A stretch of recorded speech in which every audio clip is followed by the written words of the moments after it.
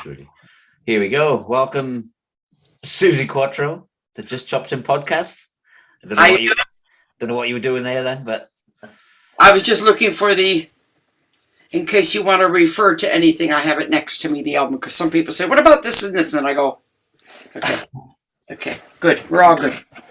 All right, cool. So very nice to meet you, Suzi. Nice to meet you. And so you've got a new album out. It's called The Devil in Me. Yep. And your new single is called Do You Dance? That's correct. That is. And so you co-wrote the whole album with your son? Yes. In fact, in 2019, we did our first project together, No Control, which went ballistic everywhere. Yeah. And then the company took up the option for the next one. And I should have been on the road, obviously. He should have been on the road and lockdown. So I said to him, let's write the next album. It's the perfect time. So we just buckled down and came up with it's charted everywhere, and people are absolutely loving this product. Yeah, I love it. I mean, I listened to it over the day again, and I've made some notes about the album to refer to.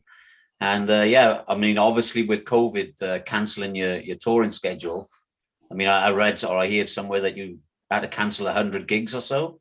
A lot. I mean, put it this way, 2019 was really a high year for me. No Control came out, and I had my documentary, Suzi Quatro, that came out at the end of the year, and that sat at the top of the Amazon charts. The album did really good. I did 85 solo 2-hour shows, iconic call. Everything was high. One of the best years I've had since 1973. And 220 was going to be even bigger. Okay. So we built on the success of 219, and then poof. So, but I said to my son, we just have to find the silver lining, and the silver lining is we can dive into the album, which we did, and we dove deep. I'm still writing now. I'm finding this, as frustrating as it is not to be able to do shows, I'm finding it extremely inspirational. Yeah. Well, the thing is, with the real artists, if you like, the old school artists and the real artists, not the manufactured pop music that's made today. I've noticed a lot of the real artists are shining through because they are becoming more creative in this lockdown time. Yeah, I mean, I'm always, only speaking for me, I'm always creating. It's just how I'm wired. I always have to be somehow communicating something, either in a poem or a song, or this just how I am. So I'm never not creative, but I think not having a schedule as such, you can just go, you just go down into it, You don't think to yourself, I've got to get this done by such and such. Yeah, there's no pressure. No pressure. So you were able to enjoy the creativity without a deadline. Yeah, that's probably more beneficial to your creativity as well. I think, I love writing to a deadline, but I just found I've got a book coming out, my second book during lockdown, my fifth book altogether, called Through My Thoughts, which is like a diary of a year in lockdown. And I found, as an artist, the extremes, the ups, the downs, the 1 minute you're smiley, the next minute you're hitting the wall. I found that to be really inspirational. Just delving into yourself and finding out, geez, why did that make me cry? Why did that make me happy? What am I feeling like? So it's a real question of, what do you call it? Contemplating your navel half the time. Okay. Okay, so going back to the album then, I mean, the album opens with the title track, The Devil in Me. I mean, it's really a real kick-ass opening track, if you like. And, it's sort of like, I mean, it gets you going. There's a few tracks then after it, until you get to like a really, I mean, Heart and Soul is a really, it's a beautiful, like balladesque type song. It is. And I was wondering where you got your inspiration for that song from. I think it's one of our finest songs. I actually said to my son as we were writing it, this came out of my mouth. This is so good. It's like it's already been written. And sometimes you have a song like that. You think, where did that come from? I was missing my husband. My husband lives in Hamburg. I'm based in the UK. So when lockdown came, we were stuck at our separate addresses. None of the borders were open, so no choice. 5 months we were apart last year and going on 3 months now. Anyway, my son was working in the studio. It was about 2 months in, so it would have been like April, May. I was working on the patio, and he had left the door open to the studio, and out came just a track, and it was a drum loop. He put a little bass part on and these nice guitar chords, and I felt like somebody had shot an arrow in my heart. It affected me that much. Yeah. I just went, you know, I think it awakened the Detroit in me. Not only the longing for my husband, I was missing him, but that feel was Detroit. So I went out there like a zombie, and I said, what is that? What is that? What is that? And he was surprised. He said, it's just something I'm working on. I said, and I knew as an artist, don't think.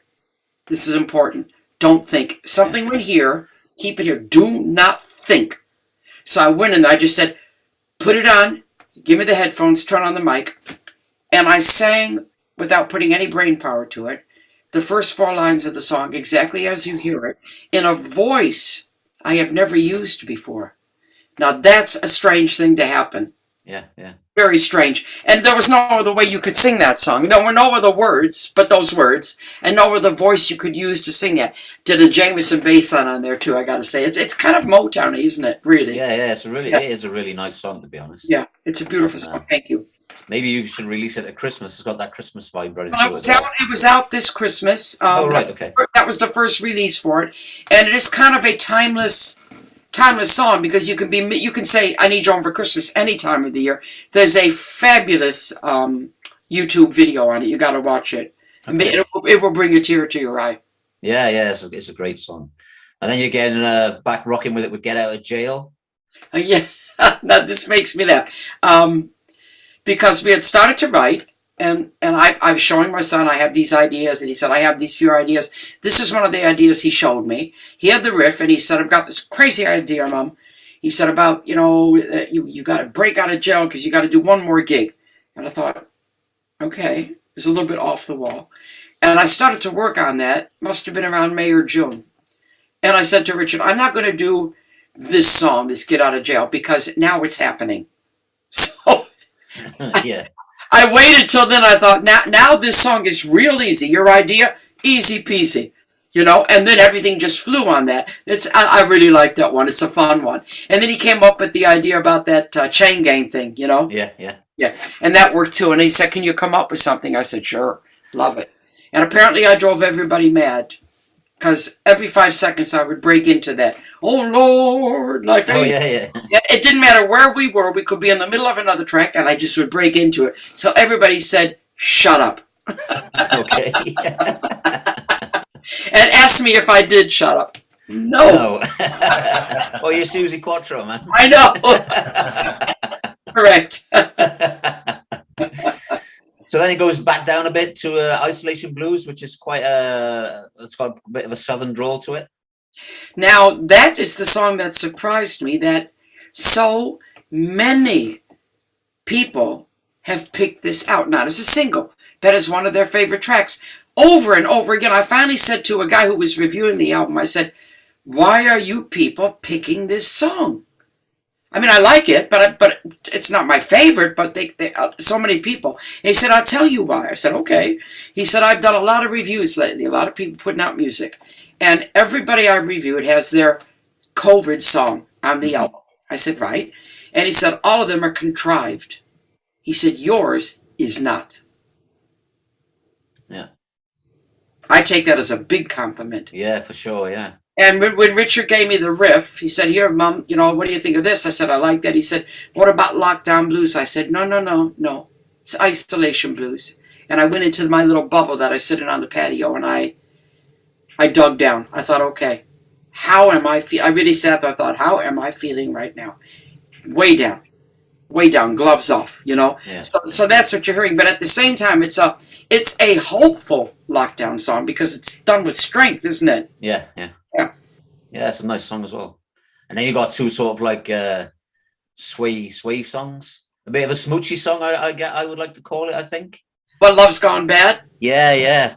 Yeah, that captured... if you're talking about vibe, just vibe, Yeah. that captured a vibe. Yeah.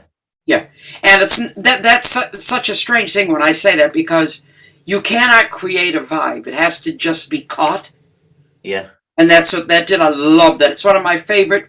Well, it is my favorite vibe on the album. And the other one, In the Dark, I expect you're Yeah. In talking. the Dark. Yeah. Yeah. Yeah, Yeah. That sort of like follows on from Love Gone Bad. But look, I just felt like, you know, I could be dancing with my girlfriend and giving her a cuddle, and you know, yeah. it is a real smoochy song, which I wasn't. It is Yeah. yeah. Yeah. I wasn't expecting to hear that sort of thing on the Well, album, you know, because the way it started. I was missing it, so Yeah. I invented it. You know. Yeah. And then we finished the album off with Motor City Riders, which is really Suzi Quatro, I think. Yeah, I'm glad you just said that. I would have just said exactly that. It is Suzi Quatro. Yeah, that reminds me of Suzi Quatro, you know. Yeah. It's lots of fist pumping and Yeah. oh yes.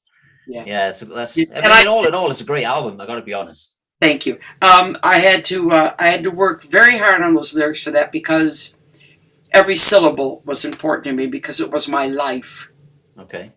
in Detroit, and I wanted to get it exactly correct. Yeah. So it is a particularly well written lyric, and it does tell the story of Detroit in the '60s. Yeah. Yeah, as soon as I hear that, I was like, that's Suzi Quatro. Yeah. What a great way to end the album, you know. Yeah. So that's my review of your album, to be honest. Right. Okay. And my fact master's going to ask you some questions, so Okay. I'm going to push you over to David. Okay.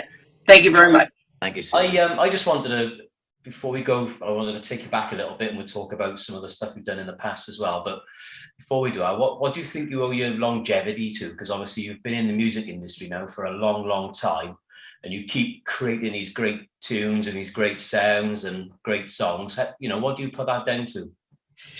I like to think that I'm still here because I am the real deal. I'm not manufactured. What I am is what I am. You know, I've never allowed myself to be manufactured. I've always been, they're going to say what I have to say. I've always been uncompromising about compromising, if that makes sense. Yeah. I won't be anybody's version of me. I have to be me.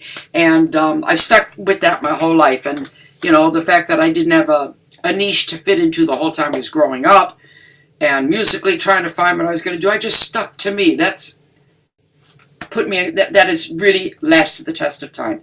You know, I still wear the jumpsuit. Yeah. I still play the bass guitar. You know, you hear the album, but what's happened now, what's really happened big time, is my son joining me. And he has been able to make me see myself brand new through his eyes.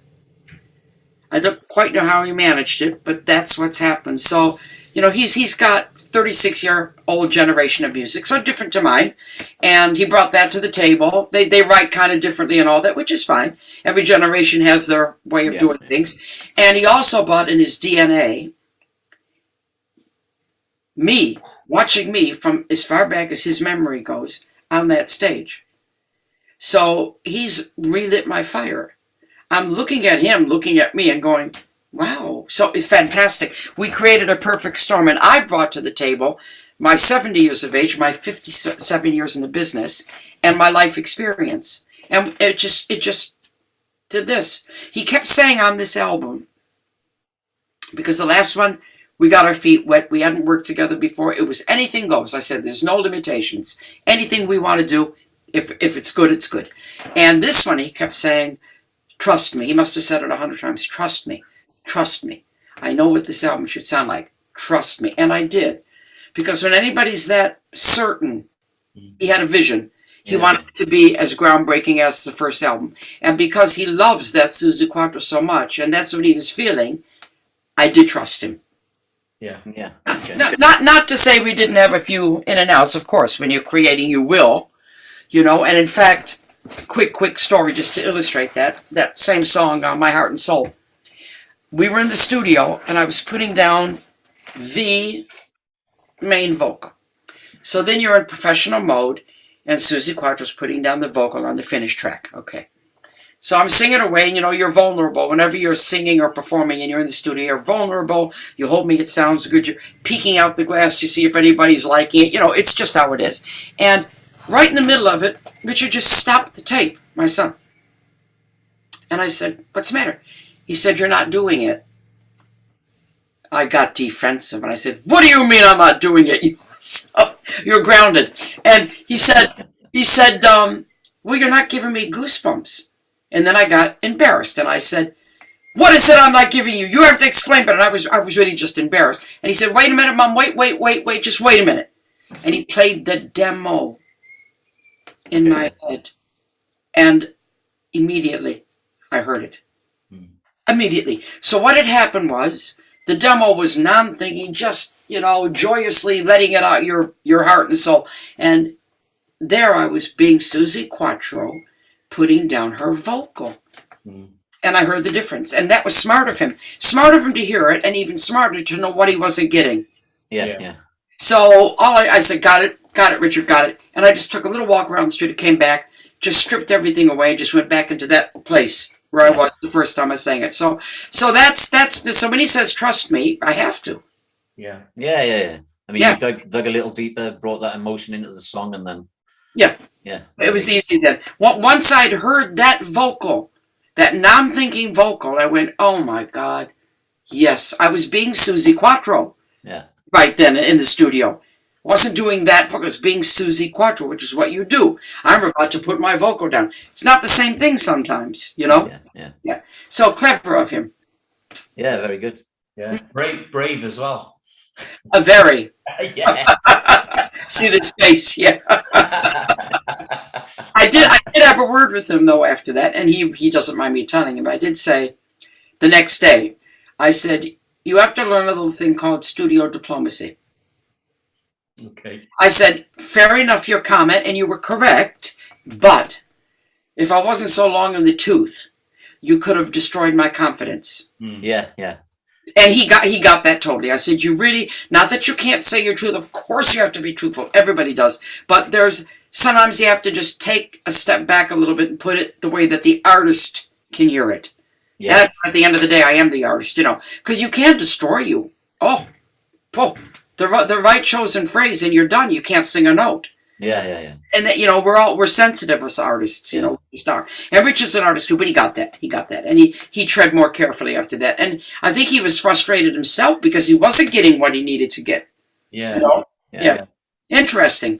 Yeah. So have you had that sort of situation in the past then, where somebody said something, maybe in the studio, and Mickey Most was.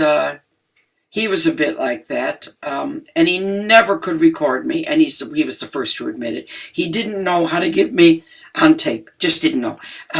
Mike Chapman, on the other hand, was really good at pulling out a vocal in the right way. Okay. He just had that down. He had that down pat. Even Debbie Harris, she's a good friend of mine, she said he made me sing like I didn't know I could sing. So Mike had that little magic ability, how to put it right, Yeah. Right. Mickey would be more like, sing, performance. And you go, but I loved him. He's gone now. I loved him to pieces. But maybe he was a little bit more old school than Mike, Yeah. Okay. Oh, that's good. That's interesting. Okay. So if we take you right back to the beginning then, who would you say are your earliest influences? First at 5½, was Elvis Presley. I saw him on the Ed Sullivan Show, and I decided I was going to be him, and that's no bullshit. I did. I'm going to be him. Yep. I didn't even realize he was a guy and I was a girl. I just said I'm going to do that. Next would have been, the next big litmus moment for me would have been Bob Dylan. That turned me on lyric-wise. I really fell into his way. He's another Gemini like me, so we love our words. Then Otis Redding was a huge influence. I did all his songs in the early bands. Motown, huge influence.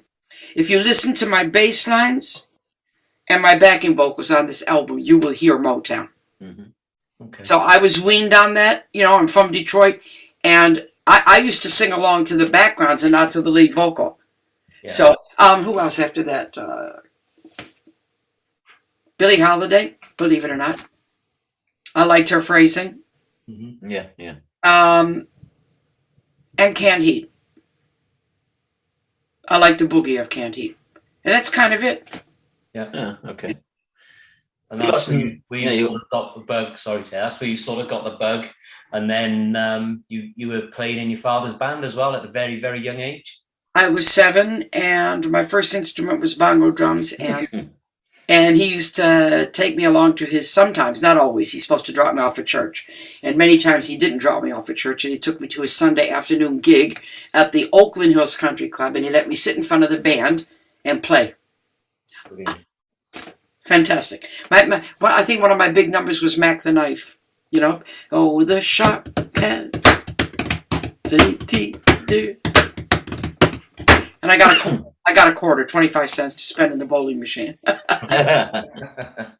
Happy days. Oh, yeah. Oh, talking about happy days. You were on happy days as well. And Happy Days That for, was a bit of a segue. yeah, 3 seasons. Yeah, that was good. That was fun. How many seasons did you do? I did 3 seasons altogether. Did you really? Oh, I didn't realize it was that much. 78 and 79. Oh, what was that like? Yeah, but in between those, I was still touring and having hits. So it was like, come over, do a few shows, go back out, go on the road. So it was a real crazy time. You know, I was very busy, but I loved it. I did 3 seasons, and that was enough. Yeah, yeah. You still speak to Henry Winkler? All the time, and Ron Howard, we have a friendship. Yeah, cool. That's great. Sorry, Dave. That's okay. No, that's great. That's really good. So then after that, then was your first band, the serious band, the Pleasure Seekers, then with your sister? Was that kind of like the first serious band you got into? Yeah, that was the first band, and I learned to play bass at that point. I already played piano and percussion. I can read and write and play both those instruments. And then I was given the bass to play, and I became the lead singer. So I learned bass, became lead singer exactly the same time. We went on the road right away. We toured constantly. We worked all the time. We didn't have any record success, but we played all over America. Mm-hmm. And I left school very young. My dad let me go. I said, this is what I want to do. And that lasted from 64 up until the second wave of that band called Cradle. Yeah. And then we started to write our own songs, and my little sister was brought in to be lead singer. I was put at the back, you know, but you can't hide the light. And 2 record companies came to see the band, Elektra Records and Mickey Most from England. Neither of them wanted the band. They both just wanted me. So then the next move was me going. In 1971, I went to England and came here. And I was supposed to be here for 3 months, and it's now 2021. Yeah. Oh, yeah, because I didn't realize you were in England. So Yeah. been there a long time then. Yeah, a long time. Yeah. Yeah. How did it feel then, you know, up in sticks and moving to the UK away from your sisters? That must have been a massive move for at such a young age. Yeah, it was emotionally very hard and very lonely, and it was probably the loneliest time of my life. But as far as doing what I had to do, my profession, it was just a no-brainer. I was offered the chance to go solo. I always knew I would go solo. I kind of always knew it, and I took the offer and I went to where I had to go. Doesn't mean it was easy, but I was always going to follow my path, whatever it might be, you know. Yeah, it's quite a brave decision to make that. Well, it was the only decision. Yeah. Okay. And then you met up with Nikki and Mike, and they started songwriting with you. Well, what happened was there was about 8 months when I was just recording with Mickey, writing songs and recording with some very good musicians. Mickey couldn't find the sound. He just couldn't find it. And I finally said, I need a band. I'm in England. I need a band. Mickey, I'm going crazy. I've always been in bands. So I formed a band. We went on the Slade tour. I was the opening act. And we were doing all my own material. And by the end of that tour, obviously, we had our sound together. And then Mickey had just signed Nikki and Mike Chapman and Nikki Shed. And he said to me, these guys are real good at creating the 3-minute single. Okay. So why don't they come and see your show and see what they can get, you know, in their brains. So they watched the whole show. And if you listen to the first album, it's all connected. And they wrote Can the Can based on what we were doing. And it worked. It worked for many years. We had a good relationship. I wrote most of the album. They would create the 3-minute single around that. And then that, of course, morphed into me writing nothing but my own material. Yeah, because straight after that, you had 48 Crash, Daytona Devil, and Devil Gate Drive. And all of those sold 1 million singles each, and they all went gold. So it was like a real. Oh yeah, it was a rolling on. Oh yeah, really quick. From that moment on, I was just having hits and on the road, and that was it. That was my life. Yeah. Still the same now. I'm 70 now. I'm still doing the same thing. I'm still in the back of the van, wondering when we're going to stop. So I have a wee. Some things just don't change. No. Nor should they. No. Not. So what was it like touring with Led Zeppelin and Slade then? That must have been amazing. Yeah, that was good. That was my first British tour. And we had 20 minutes at the beginning of the show. I wasn't known yet, So, yeah, that was good. I'm very good friends with all of them. Yeah. That was good. I fell in love with my first husband on that tour. He was my guitar player. And he's Richard's father. We're still good friends. And, yeah, it was good. Brilliant. But then once I had my own hit, it was just on the road. Constant. Yeah. Yeah, so the album came out in 73. Yes, that was the first album. Yeah, so that it's a lot of success. So within 2 years of coming to the UK, you got your first album, some massive singles coming out and touring all the time. So that must have been really, really. Yeah, but I had 9 years leading up to it, so it didn't sweep me away at all. Not at all. I just thought, good, all the work's paying off now. Yeah. I was going to say you're putting the work in. Yeah, very level-headed. Yeah. And my father always taught me from day one that it's a profession. Okay. Which it is. Yeah. Oh, that's good. That's good. And then and the album went platinum in Australia as well. Yeah, so awesome, isn't it? So that's success down under as well. Yeah, I had success all over the world. Yeah. Japan was huge for me. Everywhere, went everywhere. America was a little bit slow taking up on the singles. If you watch the documentary Suzi Q, it's very well explained in there that I was a little bit early for America. I was the first, but it was just a little bit. They didn't quite get me. And whenever I toured there, I started touring in America in '74, and I noticed it was nothing but the Eagles and Linda Ronstadt on the radio. So a little bit early, but saying that, everybody knew who I was, and I had album success, and I did lots of tours. And then, of course, Happy Days happened, and then everybody saw the bass-playing, leather-clad girl, and they fell in love with Leather Tuscadero. So it doesn't matter. They didn't quite get Suzi Quatro to begin with, and then they got her through Leather Tuscadero. So you discovered me eventually. Yeah, that's it. So did you get to tour all over the world as well during that period and going non-stop? I was on the road non-stop. Jeez. I've been touring for 57 years. Man, that's crazy. Yeah. Wow. So how come your husband lives in Germany then and you're living in the UK? We've done that for 27 years. Is it snoring that bad? It is bad. It is bad. And the answer to that is yes. And I can still hear him even though he's in Hamburg. When we got together, I had 2 young kids. And he's an only child and his mother wasn't that well. So we kind of ran 2 homes. And it just stayed that way. And before the pandemic, it just suits us. Everything he has is there. I didn't put any money into there, and I have some clothes there, and blah, blah, blah, blah, blah. And he has some stuff here, but really, this is my home, and that's his, and we've always gone back and forth. But with the pandemic, that has not been possible, so that's been a bit difficult. I don't think we'd ever want to live in the same place all the time. I don't know. I like my freedom. I never thought I would get used to that kind of marriage, but, I mean, not now. Right now, since last March, it's been crap, but it'll soon get back to normal, and then we just go back and forth, and like we always have done. All right, cool. Yeah, I don't think it'll be too long now before we start traveling again, will it? So. Well, I'm booked to go to our Spanish apartment May 26th. Okay.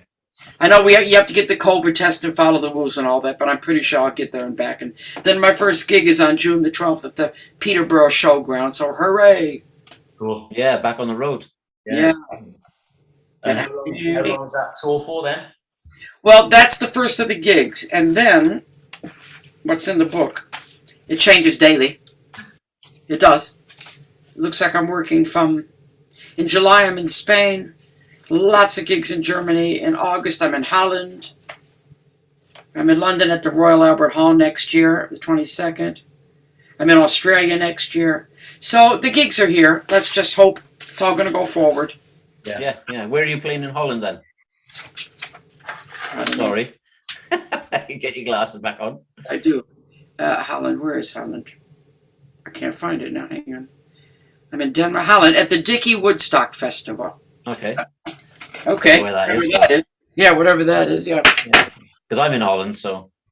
Ah, okay. So it's the Dickie Woodstock Festival. I don't know if it says where it is, but you can probably Yeah, I'll Google look it up. Yeah. Yeah, you can check that. Sarah. Oh, here we are. Does it say where it is? It just says Holland. Yeah, I'll look it up. It's okay. Yeah. Yeah, don't worry about that. Yeah, it could be local. Could be. Yeah, you never know, do you? Yeah. Oh, it'd be nice. That'd be good. So then you had continued success in the 70s with Mickey. You carried on working on about another 4 or 5 albums. I'm on album number 18 now. I know. I was saying to Terry earlier. I was trying to work them all out and work out. Which We just kept releasing and touring, and I've never stopped really.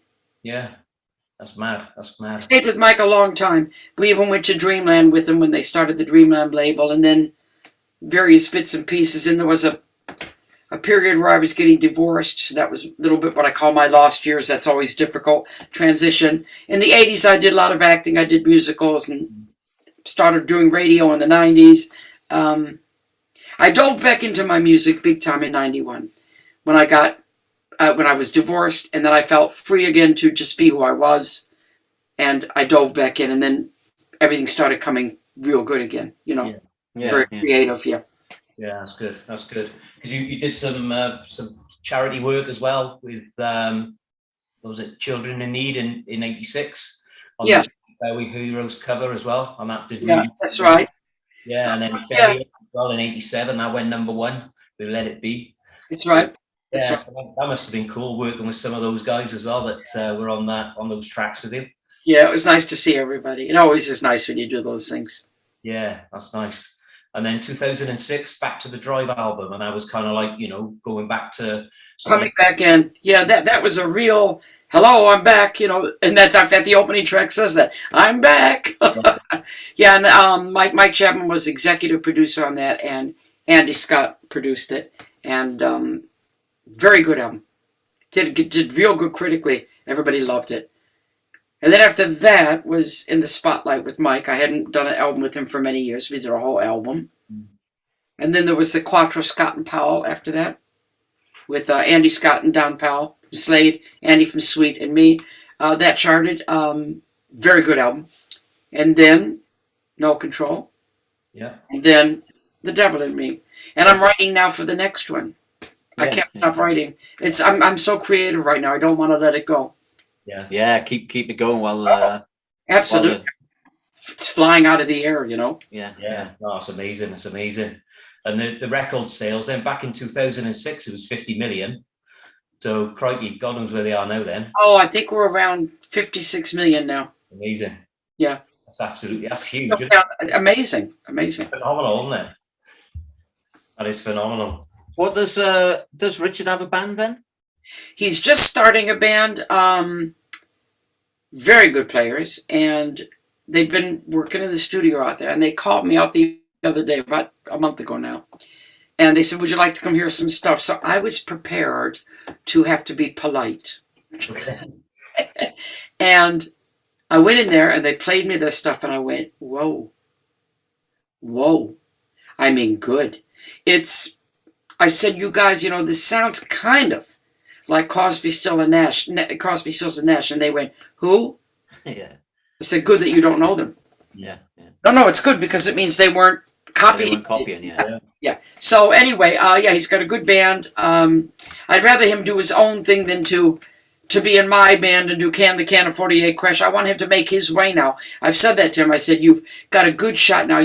People have talked about you, and you're talented, and we'll still continue to write and play together, and maybe someday he'll come up and do some special shows with me, but my show is like a well-oiled machine, It's been going for many years, and it gets added 2 or 3 from each new album that comes out gets added, and other ones taken away, and so I'm glad he's doing what he's doing. He's a talented boy.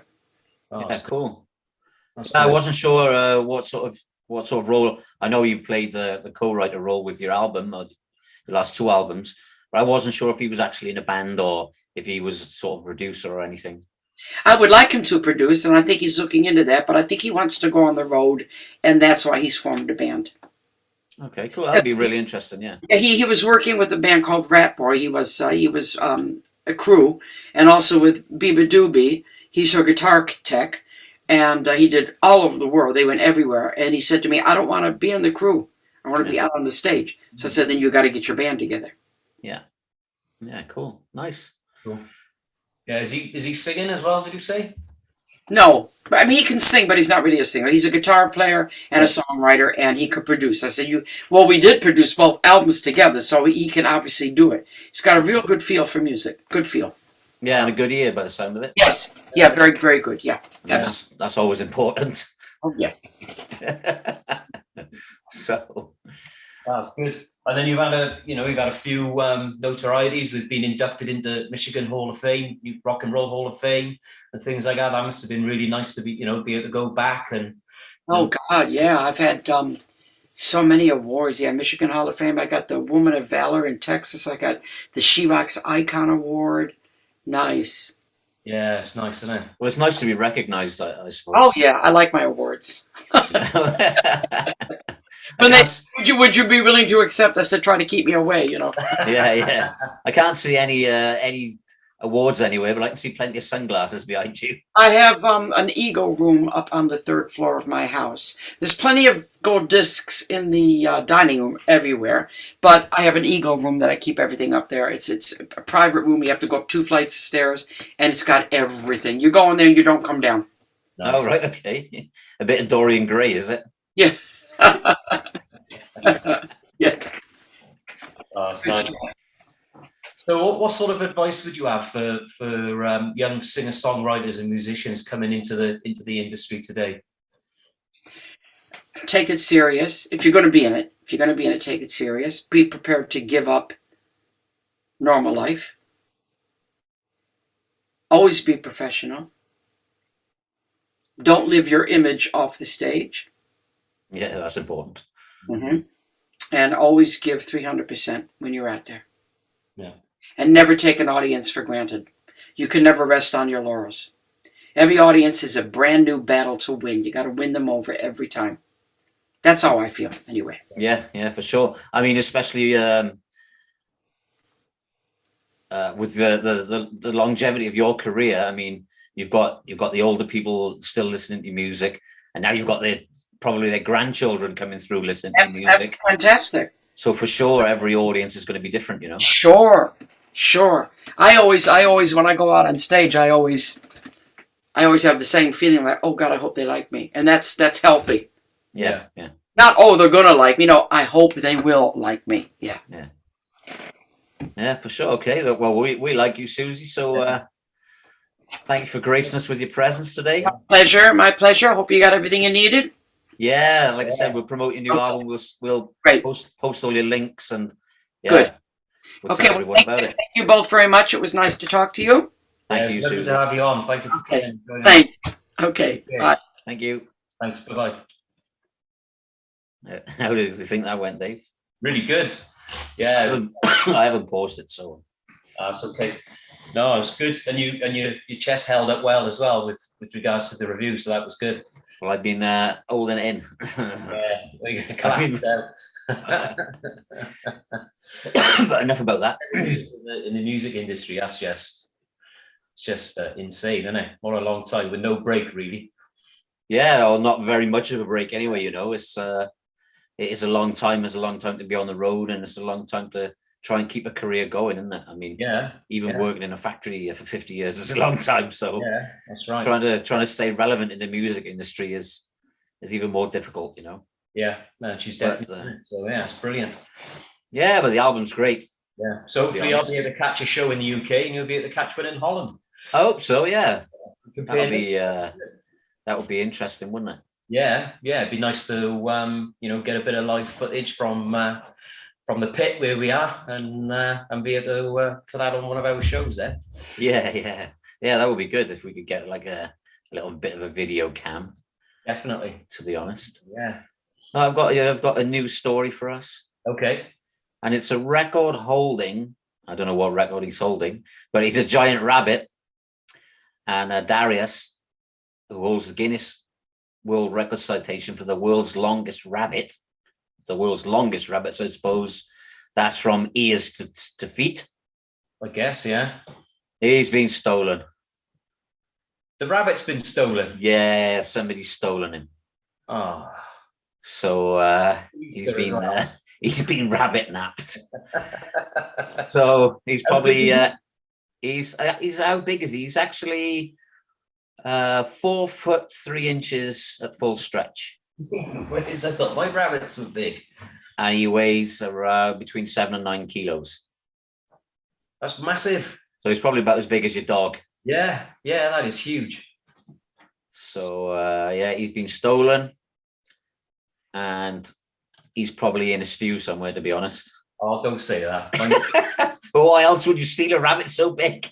My missus keeps threatening to put mine in the stew. She's evil. I can't see any other point in stealing a rabbit, can you? I don't know. He's going to feed a lot of people anyway, that size, isn't he? Especially if you're the biggest rabbit in the world. I mean, you can't invite your friends over and say, "Oh, look, I just bought this rabbit from the pet shop," because he's already so big. He's like 9 kilos or something. So Oh dear. I don't know if they're going to get him back, but I don't even know if there's a reward, to be honest. Yeah. Oh, I think we need to share that. I'm a massive rabbit lover, but not into. Yeah. I'm not really into rabbits myself, but my daughter has 2 rabbits. Yeah, they're awesome. They live in the house, Dave? No, mine. They did for a little while. Then they started eating my skirting boards. And they eat the fucking house out. Yeah, so they ended up having to go back outside then, unfortunately. Okay. They just got a massive hutch outside and they can have the run of the garden, because if the garden's nice and secure, they can't get out. So they run of the garden when the dog's not out there. Well, we won't tell anyone where you live in case somebody comes and steals them. That's it, yeah. So I don't know if you've got anything interesting to tell us. No, nothing today. No, just it's such an honor and a pleasure to get all these big artists on the show. Really, I still can't get over it. It's fantastic. So I'm really, really enjoying it, and long may it continue. Yeah. Oh, we got some good feedback from Carol Decker's video. Yeah, and it hit over 100 views in 24 hours, which is really, really good. It's really good for us. Yeah, so most successful one so far, which is fantastic. So keep sharing, guys. Obviously, Suzi's will be out soon, and hopefully that one does as well, or if not, better, which would be great.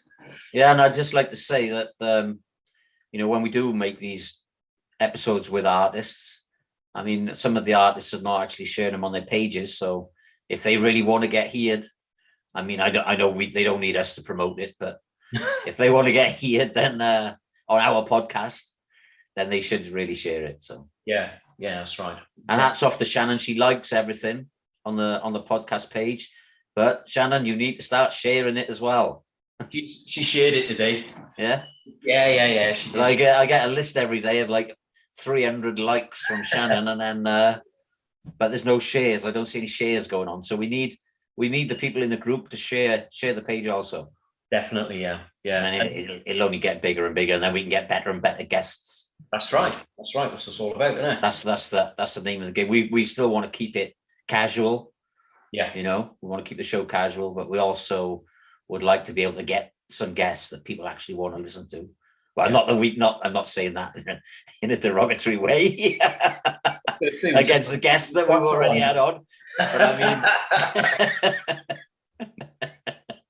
but you know what I mean. You know where I'm coming from. Maybe people can.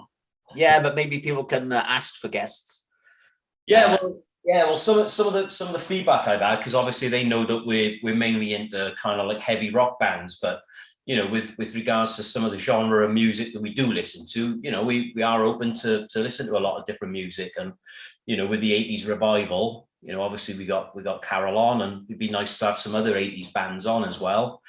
As long as it's not Ed Sheeran and The Darkness. I don't think Ed's coming on anytime soon, and I don't know about Justin Hawking. Maybe he's sat in the same box as Daley Thompson. Yes. It's a reference to another podcast if you'd like to listen to it. Yeah, check it out. Okay, so are we going to play Suzi's track as well? I don't think so. We'll link everything to the show is the best way to go, because we're not really sure about copyright and stuff, because I did get flagged on the Tapao interview.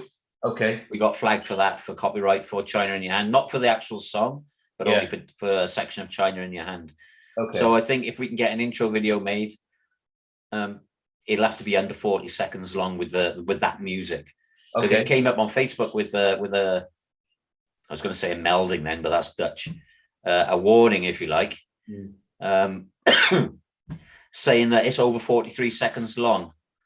Right. So maybe if we keep it under that 43 seconds, it's not going to flag for copyright. Okay, all right. That's what I'm trying at the moment. So. Brilliant. Okay, yeah. Okay. Yes. Fabulous. And then we'll post links to the videos and everything else. Yeah. And yeah, I like the album, I got to be honest. So I listened to it today and I thought, oh, this is pretty good. Good. No, it's good. It's rocking. Yeah. So if you want to check it out, Dave. Yeah, I will do. Yeah. Lucky one of us reviewed it. Well, one of us is got to review the music, and then the other one got to review the facts and the history. So yeah, and you're a better fact checker than me.